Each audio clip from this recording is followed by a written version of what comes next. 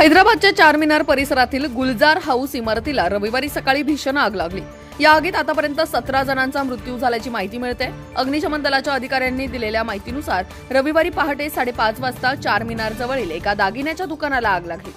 3 मजली इमारतीच्या तळमजल्यावर हे दुकान आहे। आग लागल्याची माहिती मिळाल्यानंतर अग्निशमन दलाच्या 11 गाड्यांनी आग विझवण्याचे प्रयत्न केले। पंतप्रधान नरेंद्र मोदी यांनी या घटनेनंतर शोक व्यक्त केला असून मृतांच्या नातेवाईकांसाठी 2 लाख रुपये आणि जखमींना 50,000ची मदत जाहीर केली आहे। पंतप्रधान मोदी म्हणाले, तेलंगातील हैदराबाद येथे आग लागून मोठी जीवितहानी झाली, त्याबद्दल मनापासून दुःख झाले। ज्यांनी आपल्या जवळच्या लोकांना गमावले त्यांच्याबद्दल संवेदना व्यक्त करतो। जखमींच्या प्रकृतीमध्ये लवकरच सुधारणा व्हावी अशी प्रार्थना करतो। अग्निशमन दलाने दिलेल्या माहितीनुसार अलीकडच्या काळातील ही सर्वात मोठी दुर्घटना आहे।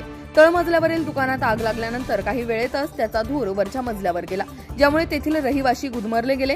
केंद्रीय मंत्री आणि भाजपाचे प्रदेशाध्यक्ष जी किशन रेड्डी यांनी घटनास्थळाला भेट दिली। ते म्हणाले, तळमजल्यावर एका कुटुंबाच्या मालकीचे दागिन्यांचे दुकान होते, तर हे कुटुंब वरच्या मजल्यावर राहत होते।